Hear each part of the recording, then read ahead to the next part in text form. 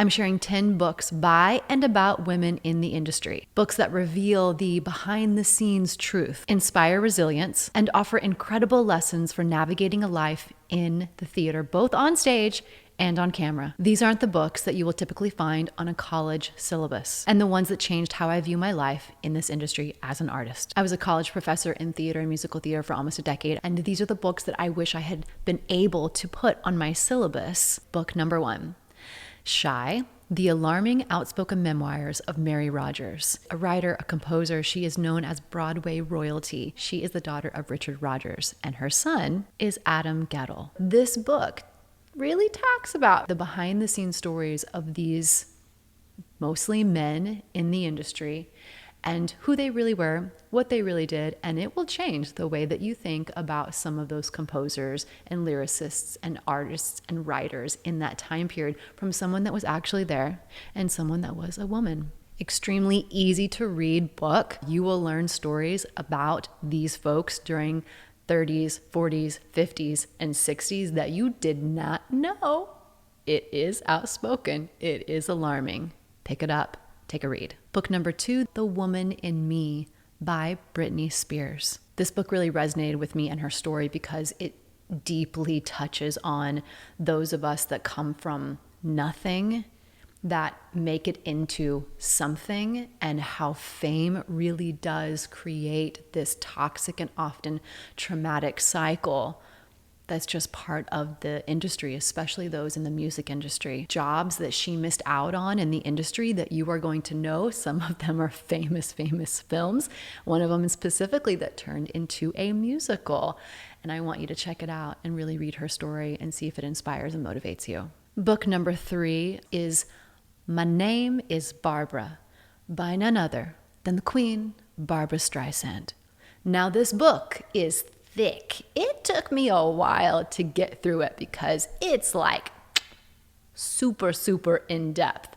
But the stories that she tells, how women in the industry have evolved and how you need to stick to what you truly believe success means to you, and be able to say, okay, I'm going to say this out loud. I know as a woman there will probably be some consequences, but you know what? I would rather say my truth and speak my truth than remain silent. This is someone that is alive right now, that has a career right now, that is able to gift us the behind the scenes look, the struggles, the triumphs, how she started out trying to just get her music heard, and to where she is now and how her career really evolved. Pick it up, take a read. The next book that you should read is called Talking to My Angels by Melissa Etheridge. Another woman in the music industry that is still alive that we can learn from today and see where she started out, the struggles that she went through, the personal experiences that made her who she is now, and what she had to overcome in an industry that is very much saturated by men. And this book really inspired me to live a life true to who you are. And she was a trailblazer for women in this industry, and discovering who you are, saying it out loud, and being confident that you being a human comes first, and then the artist comes next. The next book that you should read by and about women in this industry comes from someone that is predominantly an actress on camera. This book is called I'm Glad My Mom Died by Jeanette McCurdy. This book does come with quite a lot of tragedy, trauma, and in-depth conversations. It is very much a truthful story of what she went through as a child star to where she is now, her struggles, and how her mom really affected her life in a very traumatic way. But I think it's a great read because it really tells you that everything is not as it seems, specifically for those of us that work on camera. Take a read. The next book I would suggest that you read, specifically by a woman, about a woman in this industry for an actress, is called Out of the Corner. It's a memoir by Jennifer Grey. This book was so important to me because it was about someone that I know as a very specific character on a film that changed my life. Dirty Dancing did end up becoming a musical, and it is not the same It's like The Notebook. It's just not the same. Not that I don't support it, but it's not the same as the film. Same thing with Pretty Woman. What's so interesting too about hearing Jennifer's story is she is the daughter of Joel Grey, someone that we know of as a superstar in musical theater, specifically known as creating the role of the MC in Cabaret. The dark side of the business of acting is very prominent in what she shares in the story, and it changed the way that I view a life of someone that is very famous. Pick it up, take a read. It will inspire you. The next book that you should read by and about a woman is called Finding Me, a Memoir by Viola Davis. I'm going to be really honest with you here. This book, full stop, changed my perspective of how someone creates a career in an industry when all you see is their social media. And again, fancy, glitzy, glamour. And then you read and hear about this intimate, unpolished story that she writes about her life, where she came from and how she got to where she is now. It will change every single viewpoint and perspective you have when you watch her work, whether it is live on stage or whether it is on camera. Go read it. It will change your life.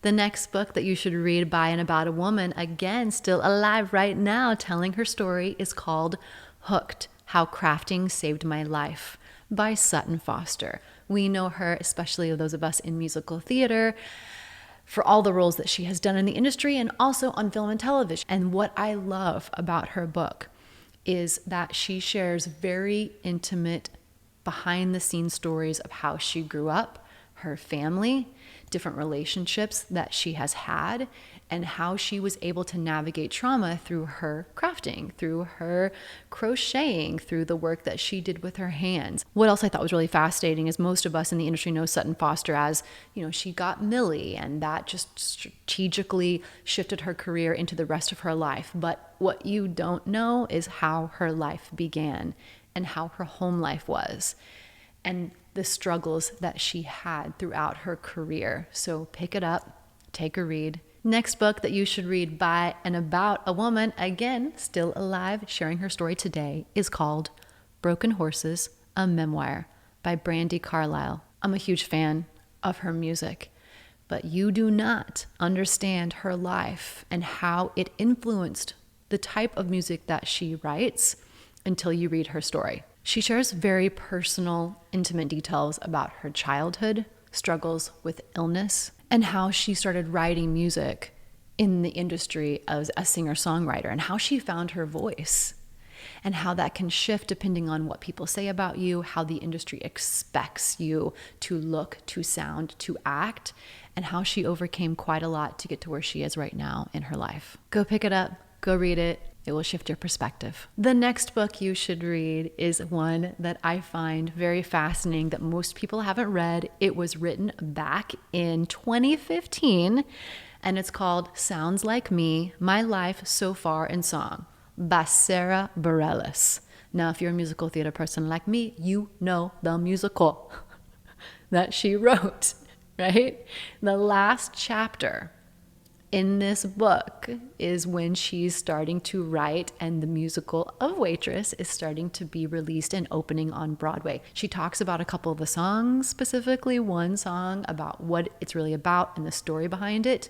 And she talks about her life in the industry, auditioning for musicals and not getting certain roles, how that led her to being a singer, songwriter, how she writes her music and where those stories come from and what has influenced her in her life. She also talks about how she went against what people told her she should look like, sound like, act like if she wanted to sell her music.